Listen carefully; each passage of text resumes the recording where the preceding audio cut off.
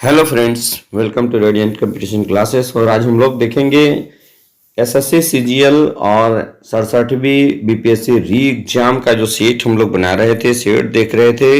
ये set number 6। चलिए start करते हैं। आज का पहला सवाल है कि सूची 1 को सूची 2 से सुमेलित करना है। ए फ्लोरिकल्चर, बी सेरिकल्चर, सी ओलेरिकल्चर, डी एपीकल्चर। यानी कि इसका राइट आंसर क्या हो जाएगा, देखिएगा। ए नंबर यानी कि फ्लोरिकल्चर है। इसका क्या होगा दोस्तों, फ्लोरिकल्चर फूलों की कृषि, यानी ए का 3। उसके बाद सेरिकल्चर, सेरिकल्चर का मतलब होता है रेशम उत्पादन, यानी कि देखिए ए हो जाएगा, 1 हो जाएगा। और ओलेरिकल्चर, ओलेरिकल्चर का मतलब सब्जियों की कृषि, यानी कि 4 हो जाएगा। और डी का मतलब एपीकल्चर मतलब मधुमक्खी पालन, ठीक है। यानी कि इसका राइट आंसर क्या हो जाएगा दोस्तों, राइट आंसर हो जाएगा बी नंबर। चलिए उसके बाद देखिएगा, जिप्सम का प्रयोग किस प्रकार के मृदा में किया जाता है।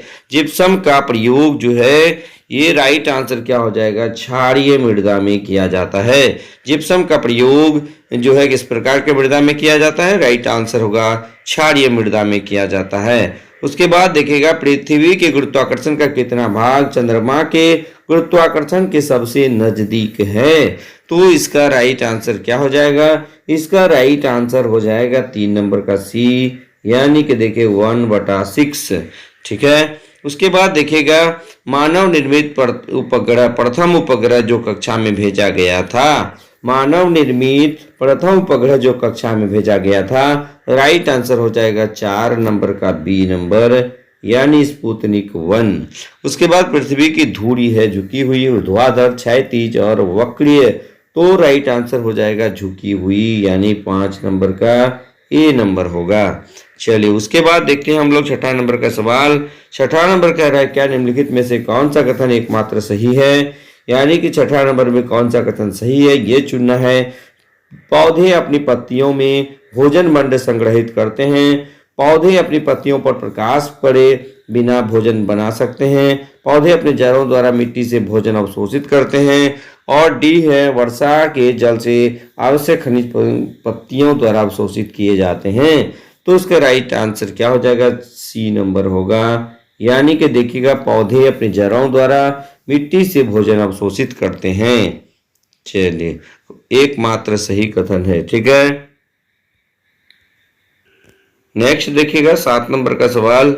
7 नंबर क्या कहता है, अपने स्वास्थ्य के लिए निम्नलिखित में से किसकी थोड़ी मात्रा में आवश्यकता होती है। रेशा, प्रोटीन, खनिज और वसा। राइट आंसर हो जाएगा सी, यानी कि खनिज। राइट आंसर क्या हो जाएगा, सी हो जाएगा खनिज। उसके बाद 8 नंबर का सवाल देखिएगा कि सोरा जो बारूद बनाने के काम आता है का रासायनिक नाम क्या है। इसका राइट आंसर हो जाएगा सी, यानी पोटेशियम नाइट्रेट। इसका राइट आंसर सी हो जाएगा। उसके बाद देखिएगा, इस्पात संयंत्र की वात्या भट्टी में उत्पादित होने वाला लोहा किस नाम से जाना जाता है। तो इसका राइट आंसर हो जाएगा सी, यानी पिग लोहा के नाम से जाना जाता है। राइट आंसर हो जाएगा सी नंबर। चलिए उसके बाद देखिएगा 10 नंबर का सवाल। 10 नंबर का सवाल देखिएगा, नैनो तकनीक एक तकनीक है जो संबंधित है ध्वनि से, प्रकाश से, अंतरिक्ष अनुसंधान से और डी लघुकरण से। तो राइट आंसर 10 नंबर का क्या हो जाएगा, 10 नंबर का डी हो जाएगा, यानी लघुकरण से संबंधित है। उसके बाद देखिएगा अगला नंबर का सवाल 11 नंबर। 11 नंबर कह रहा है कि कंप्यूटर में डिस्क ऑपरेटिंग सिस्टम है एक प्रोग्राम जो कंप्यूटर के सभी बुनियादी प्रचलनों को नियंत्रित करता है। सर्च इंजन, वायरस को साफ करने वाला सॉफ्टवेयर, एक यंत्र जिससे इंटरनेट की पहुंच मिलती है। तो 11 नंबर का क्या हो जाएगा दोस्तों, 11 नंबर का ये नंबर हो जाएगा, यानी कि प्रोग्राम जो कंप्यूटर के सभी बुनियादी प्रचालनों को नियंत्रित करता है। उसके बाद देखिए 12 नंबर का सवाल, नदियों, तालाबों आदि में पाए जाने वाले जलीय हरे पौधों को क्या कहा जाता है।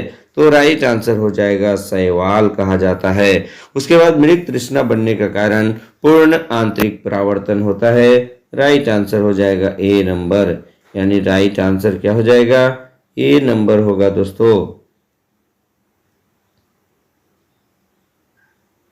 पूर्ण आंतरिक परावर्तन। उसके बाद देखिएगा 14 नंबर का सवाल, इसमें कह रहा है क्या प्रकाश विद्युत प्रभाव किसने खोजा था? प्रकाश विद्युत प्रभाव किसने खोजा था? Sir Isaac Newton, Albert Einstein, Satyendra Basu, उसके सत्येंद्रनाथ बसु, सीवी रमन। तो राइट आंसर हो जाएगा बी नंबर, अल्बर्ट आइंस्टीन। उसके बाद देखिएगा ध्वनि की तीक्ष्णता किस पर निर्भर करती है? तो ध्वनि की तीक्ष्णता जो है, तो इसका राइट आंसर हो जाएगा 15 नंबर का सी नंबर। ये देखिएगा इसका ये नंबरिंग गलत हो गया है, ये 15 नंबर होगा दोस्तों, ठीक है, ये 15 नंबर होगा और 15 नंबर का राइट आंसर क्या हो जाएगा? सी नंबर होगा। उसके बाद देखिए 16 नंबर का सवाल। 16 नंबर का सवाल में देखिएगा क्या है कि मानव के आराम के लिए सर्वाधिक उपयुक्त तापप्रकाश कितना होता है? तो 16 नंबर का डी नंबर होगा। देखिएगा दोस्तों 16 नंबर का डी नंबर राइट आंसर होगा। 16 का डी 18 से 22.5 डिग्री। उसके बाद देखिए 17 नंबर का देखिएगा डेसिबल इकाई है। तो डेसिबल किसकी इकाई है दोस्तों? तो ये ध्वनि की तीव्रता का एसआई मात्रक डेसिबल होता है। हमारे रक्त में हीमोग्लोबिन का कार्य क्या है? बैक्टीरिया को मारना, बीमारियों के विरुद्ध लड़ना, ऑक्सीजन का संवहन और समान रक्त घनत्व बनाए रखना। तो राइट आंसर हो जाएगा सी, ऑक्सीजन का संवहन राइट आंसर होगा। उसके बाद देखिएगा 19 नंबर का सवाल। 19 नंबर का सवाल है द्रव की छोटी बूंदें गोलाकार होती है क्योंकि पृथ्वी बूंद के सभी कणों को समान रूप से आकर्षित करती है। दिए गए आयतन के लिए गोले का सतही क्षेत्रफल अधिकतम होता है, गोलाकार के लिए सतही ऊर्जा अधिकतम होता है, गोलाकार के लिए सतही ऊर्जा न्यूनतम होता है।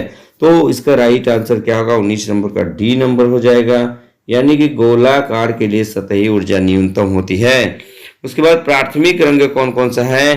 तो लाल, हरा और नीला जो है प्राथमिक रंग है, यानी ऑप्शन नंबर देखिएगा ए करेक्ट आंसर है, यानी कि देखिएगा 20 नंबर का राइट आंसर ए हो जाएगा। उसके बाद फेरोमैग्नेटिक पदार्थ है जो 21 नंबर का राइट आंसर सी हो जाएगा, जो चुंबक से आकर्षित होता है, यानी जो चुंबक से आकर्षित होता है उसे फेरोमैग्नेटिक कहा जाता है। उसके बाद देखिएगा थर्मोस्टेट का कार्य क्या होता है? थर्मोस्टेट यानी 22 नंबर का देखिएगा सी, किसी उपकरण के ताप को एक निश्चित परास के भीतर बनाए रखना, ये थर्मोस्टेट का काम होता है। उसके बाद देखिएगा शब्द क्लोनिंग संबंधित है। 23 नंबर देखिएगा राइट आंसर होगा डी, अनुवांशिकी से संबंधित है। उसके बाद देखिएगा ब्लैक होल अंतरिक्ष में एक पिंड है जो किसी प्रकार विकिरण को बाहर नहीं आने देता, इस गुण का कारण है इसका, यानी 24 नंबर का सी राइट आंसर होगा, यानी कि बहुत उच्च घनत्व। उसके बाद देखिए बाजार में बेचा जाने वाला मानक 18 कैरेट सोना में होता है, यानी 25 नंबर का राइट आंसर हो जाएगा सी, ये 18 भाग सोना और 6 भाग अन्य धातु। उसके बाद इंसुलिन क्या है? तो इंसुलिन देखिएगा, इंसुलिन को एक तरह का पेप्टाइड बोला जाता है दोस्तों, तो राइट आंसर हो जाएगा ये सी नंबर। चलिए उसके बाद देखिएगा 27 नंबर का सवाल देखिए, मानव शरीर के किस अंग में लसिका कोशिकाओं का निर्माण होता है? तो राइट आंसर हो जाएगा बी, यानी बृहद अस्थि के अंदर होता है। उसके बाद देखिएगा किसी द्विलिंगी फूल में यदि पुमंग एवं जायंग विभिन्न समय पर वयस्क बनते हैं तो इस प्रक्रिया को क्या कहा जाता है? राइट आंसर हो जाएगा 28 का ए, डिकोगेमी, ठीक है। उसके बाद देखिएगा 29 नंबर का सवाल। 29 नंबर का सवाल क्या कह रहा है कि जब एक जीन द्वारा 2 या 2 से अधिक भिन्न लक्षणों का नियंत्रण होता है तो यह घटना क्या कहलाती है? तो 29 नंबर का बी नंबर हो जाएगा, ये हो जाएगा प्लीऑट्रोपी कहलाती है। उसके बाद देखिएगा दोस्तों 30 नंबर का सवाल। 30 नंबर क्या कह रहा है कि निम्नलिखित में से कौन हाइड्रोकार्बन के अणु भार को बढ़ते हुए क्रम में बताता है? तो इथेन, प्रोपेन और ब्यूटेन, तो ये नंबर इसका राइट आंसर होगा, यानी इसका राइट आंसर ए होगा। उसके बाद देखिएगा किसी परमाणु में उप कक्षाओं के भरने का क्रम किसके द्वारा निर्धारित होता है? इसका राइट आंसर क्या होगा? 31 नंबर का सी नंबर हो जाएगा, यानी हुंड का नियम।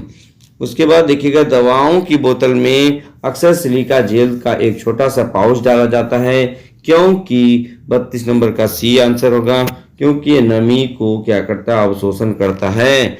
उसके बाद देखिएगा 33 नंबर का कि लहसुन की अभिलाक्षणिक जो गंध का कारण होता है तो वो गंध का कारण क्या होता है? तो राइट आंसर हो जाएगा ए, सल्फर यौगिक। उसके बाद देखिएगा आंख में कौन सा दोष है? देखिएगा जब प्रतिबिंब क्या होता है रेटिना के आगे बनता है, ठीक है, यानी कि देखिएगा 34 नंबर का सवाल देखिएगा, राइट आंसर होगा दूर दृष्टि दोष।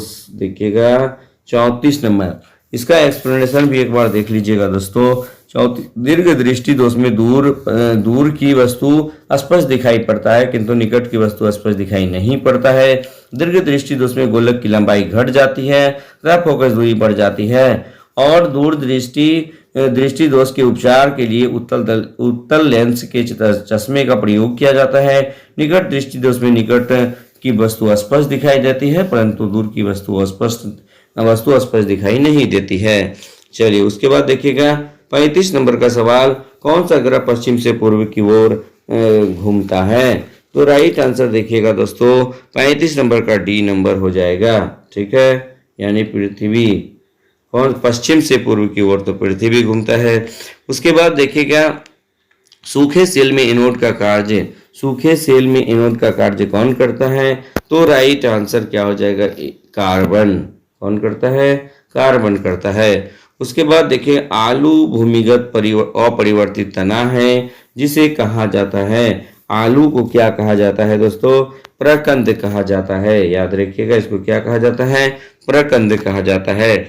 उसके बाद देखिएगा 38 नंबर का सवाल, मीठे स्वाद की अनुभूति के लिए जिह्वा पर स्वाद केंद्र स्थित होता है। तो 38 नंबर का राइट आंसर क्या हो जाएगा? बी नंबर, अग्रभाग, यानी मीठा के लिए अग्रभाग उत्तरदायी होता है। मत्स्य वर्ग का प्राणी jellyfish, shark, staff, silver fish, यानी कि राइट आंसर हो जाएगा शार्क। उसके बाद देखिएगा 40 नंबर का सवाल, किण्वन क्रिया में कौन सी गैस उत्पन्न होती है? तो राइट आंसर हो जाएगा ए नंबर, यानी कार्बन डाइऑक्साइड। उसके बाद देखिएगा निम्नलिखित में से विषाणु जनित रोग कौन सा है? तो 41 नंबर का राइट आंसर हो जाएगा डी नंबर, यानी कि एड्स। उसके बाद डायनासोर निम्नलिखित में से क्या है? जीवाश्म पक्षी, लुप्त सरीसृप, एक कोशिकीय जंतु और प्राचीन जिम्नोस्पर्मी पादप। तो इसका राइट आंसर क्या हो जाएगा दोस्तों? एक लुप्त सरीसृप है, ठीक है। उसके बाद देखिएगा पुष्प विभिन्न रंगों के होते हैं क्योंकि उसमें पाया जाता है। तो 43 नंबर का डी राइट आंसर, एंथोसाइनिन पाया जाता है। उसके बाद देखिएगा पादप हार्मोन है। पादप हार्मोन क्या है? तो राइट आंसर देखिए 44 नंबर का डी होगा, यानी उपर्युक्त सभी। साइटोकाइनिन, जिबरेलिन, ऑक्सिन सभी हैं। डीएनए के प्यूरिन में नाइट्रोजन क्षारकों का सही युग्म क्या है? तो इसका राइट आंसर देखिएगा ए नंबर, एडेनिन के साथ हमेशा ATGC में आप लोग को बताया था ATGC होता है। उसके बाद देखिएगा 46 नंबर का सवाल देखिएगा दोस्तों कि निम्नलिखित में से किसमें रासायनिक ऊर्जा विद्युत ऊर्जा में परिवर्तित हो जाती है? तो राइट आंसर हो जाएगा विद्युत सेल, ठीक है। 46 नंबर का सी नंबर होगा। उसके बाद 47 नंबर, निम्नलिखित में से कौन सा आमतौर पर वायु प्रदूषक नहीं होता है? इसका भी राइट आंसर हो जाएगा सी, हाइड्रोकार्बन। उसके बाद देखिए 48 नंबर का सवाल, निम्नलिखित में यूरिया का सूत्र क्या होता है? यूरिया NH2CO NH2, यानी कि राइट आंसर 48 नंबर का बी नंबर होगा, 48 का बी होगा। उसके बाद देखिएगा 49 नंबर का सवाल, फसलों पर आक्रमण करने की कीट की प्राय कौन सी अवस्था अधिक हानि पहुंचाती है? तो 49 नंबर का राइट आंसर हो जाएगा सी, यानी कि कैटरपिलर। उसके बाद देखिए आज का लास्ट सवाल है कि स्फेग्नोमेनोमीटर नामक यंत्र से क्या मापा जाता है? तो राइट आंसर हो जाएगा रक्तदाब मापा जाता है। तो इस प्रकार दोस्तों आज यहाँ पर मैं 50 प्रश्नों को कंप्लीट किया। आप लगातार हमारे सेट से बने रहिएगा, हमारे चैनल से बने रहिएगा ताकि आपको अधिक से अधिक प्रश्न मैं दे पाऊँ, ठीक है। बस आज की वीडियो में इतना ही, धन्यवाद।